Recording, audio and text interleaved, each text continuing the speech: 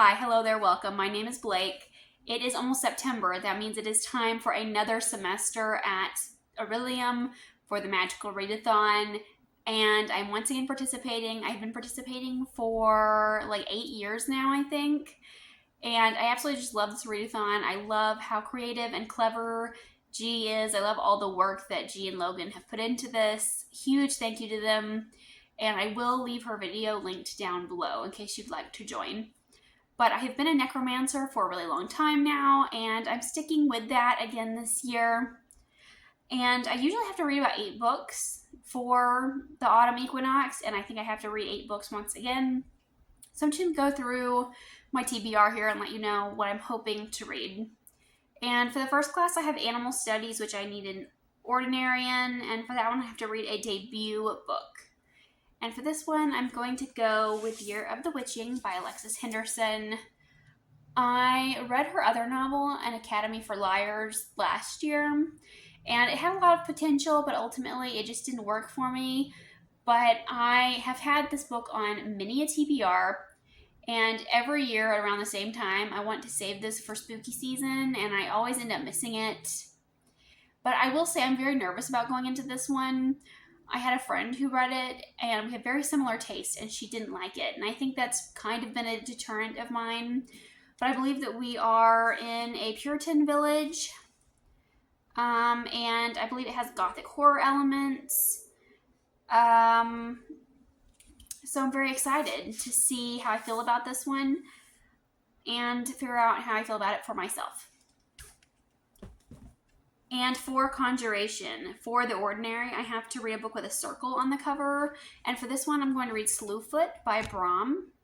My kitten is on the tripod, sorry. And this is another Puritan book. I just saw this on the library, and it's coming to me shortly, so that's why it's here on this list. And I have just really been looking forward to reading something by Brom. I know this book is very popular, and I know that many people have recommended this book to me personally. I have a friend who read this and really loved it. I've seen a lot of posts on it on Instagram. And next up for Conjuration, for the queue here, we have Borrow from Another TBR. And I haven't seen very many TBRs up yet. I haven't seen very many posted.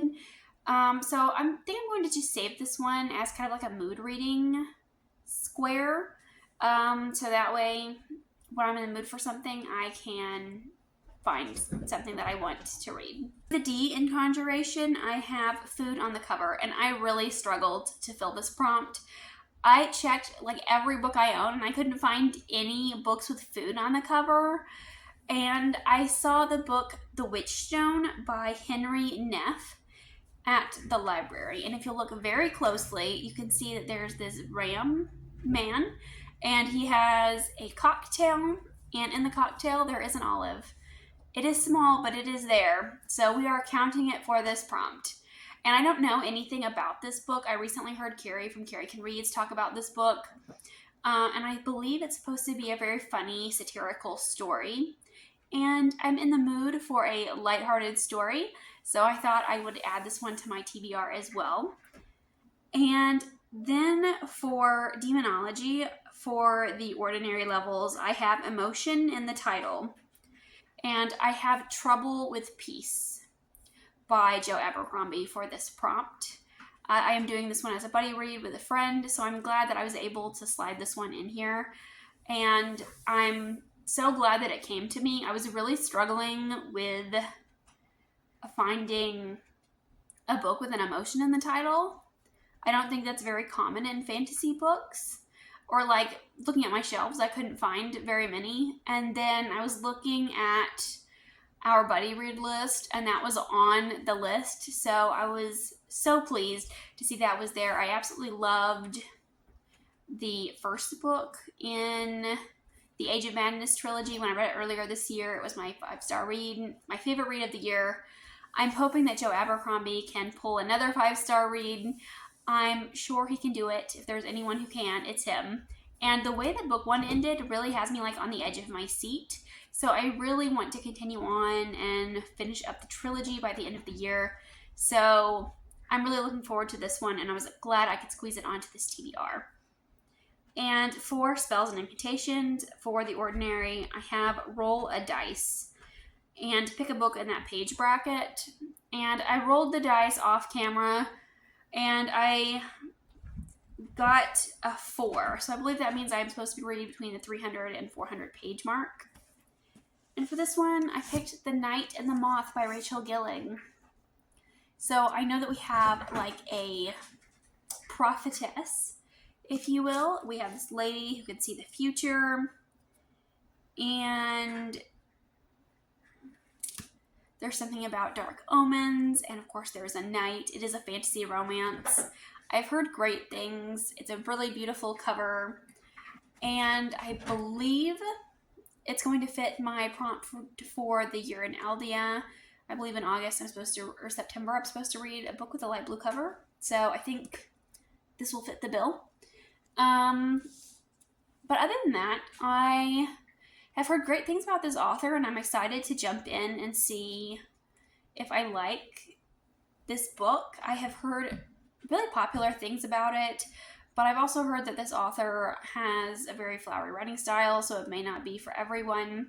And I'm very picky about writing style, so I am a little nervous going into this one. And for the qualified for spells and incantations, I have to read a book that was released this year. And I believe for this one, I'm going to go with The Bewitching by Silvia Moreno-Garcia. I have this one on the holds list at the library, so I'm hoping it will get to me in September.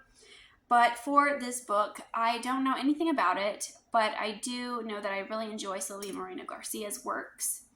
I read Mexican Gothic and Gods of Jade and Shadow and really loved those. And I read Certain Dark Things, and while I didn't love that one, I did still really enjoy it. So I think that she has range, and I'm excited to see how she, takes this book and does something with it. I believe it's supposed to be more of a historical fantasy. So I'm a little hesitant. I don't always love historical fantasy, but I have faith that Silvia Moreno-Garcia can pull this book off and make it something that I'm going to enjoy.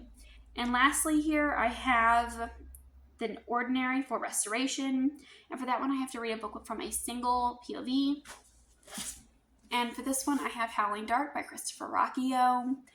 I have had this book on many TBRs. I read the first book, Empire of Silence, a couple of years ago and really loved it. And for some reason, I keep missing this book. In fact, I think I was supposed to read it for the spring equinox, and I didn't get to it because I had picked something else. So I think it's high time that I read this one. I'm very excited to see what Hadrian's up to. It is a chunker, but that's okay. I'm sure I'm going to really enjoy it. Book 1 was incredible. I've heard that the series only gets better from here. But we follow this guy who has telling us his life story, and he blew up the sun, and some people revere him, and some people think he's like a super villain. So it's a very exciting setup. I really liked the story, and I really liked the way the book 1 was done. So I am excited to get to it. I feel like I've said that about every book, though. I'm excited to get to every book.